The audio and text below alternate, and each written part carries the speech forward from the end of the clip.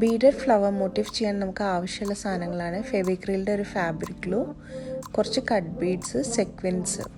ആദ്യം തന്നെ സ്റ്റോണ് നമ്മൾ ഫാബ്രിക്കിൽ ഫിക്സ് ചെയ്യണം. നമ്മൾ എപ്പോഴും സ്റ്റിച്ച് ചെയ്യാൻ തുടങ്ങുമ്പോൾ ആദ്യം ഒരു ചെറിയ നോട്ട് ഇട്ടിട്ട് വേണം സ്റ്റാർട്ട് ചെയ്യാൻ. അത് ബീഡ്സ് സെക്യൂർ ആക്കാൻ വേണ്ടിയിട്ടാണ്. എങ്ങാനും നമ്മൾ ആദ്യം ഇട്ടിട്ടുള്ള നോട്ട് ഊരി പോവുകയാണെങ്കിലും ഈ ഒരു നോട്ട് ഉള്ളത് കൊണ്ട് നമ്മളെ ബീഡ്സ് എല്ലാം സ്റ്റിച്ചസ് എല്ലാം സേഫ് ആയിട്ടിരിക്കും.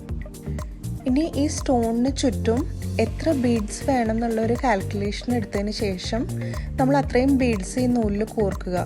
ഈ ഒരു സ്റ്റോണിനെ കവർ ചെയ്യാൻ 8 കട്ട് ബീഡ്സ് ആണ് നമുക്ക് ആവശ്യമുള്ളത്.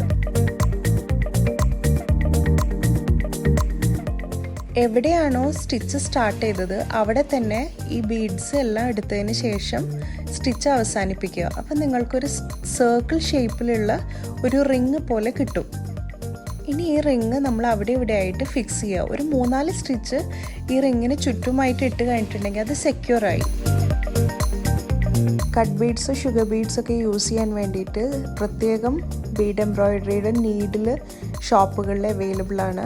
അത് തന്നെ യൂസ് ചെയ്യുക. അല്ലെങ്കിൽ എല്ലാ ബീഡ്സും നീഡിൽ കയറാതെ നമുക്കതൊരു ബുദ്ധിമുട്ടുണ്ടാക്കും.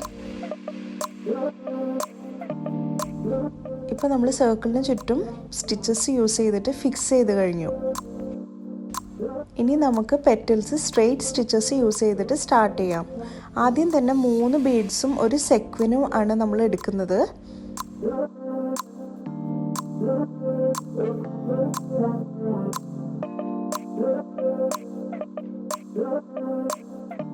ശേഷം ഇരുവശങ്ങളിലായിട്ട് നമ്മൾ ചെറിയ 2 സ്ട്രെയിറ്റ് സ്റ്റിച്ചസ് ആണ് ഫിക്സ് ചെയ്യേണ്ടത്. 2 ബീഡ്സും ഒരു സെക്വിനുമാണ് ഈ നീളം കൂടിയ ഒരു സ്റ്റിച്ചിൻ്റെ 2 സൈഡിലായിട്ട് നമ്മൾ ഫിക്സ് ചെയ്യുന്നത്.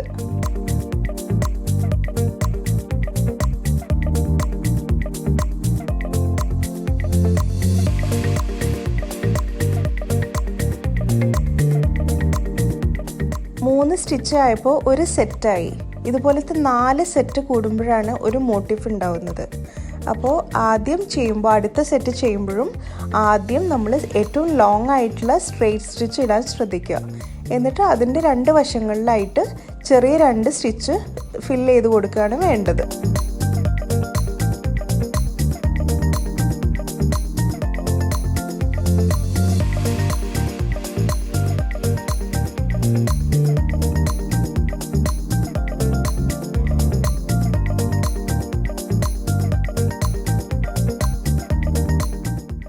ഇപ്പോൾ നമ്മളുടെ 2ാമത്തെ സെറ്റും ചെയ്ത് കഴിഞ്ഞു.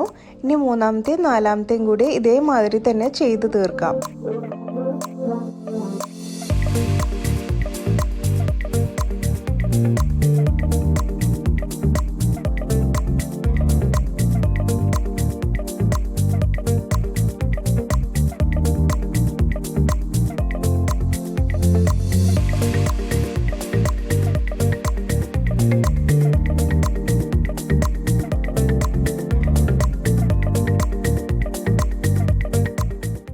എല്ലാവർക്കും ഈ ഫ്ലവർ മോട്ടീഫ് മനസ്സിലായി എന്ന് വിശ്വസിക്കുന്നു. ചെയ്ത് കഴിയുമ്പോൾ താഴെ ഡബിൾ നോട്ട് ഇട്ടിട്ട് നമ്മൾ ഈ സ്റ്റിച്ച് അവസാനിപ്പിക്കുക.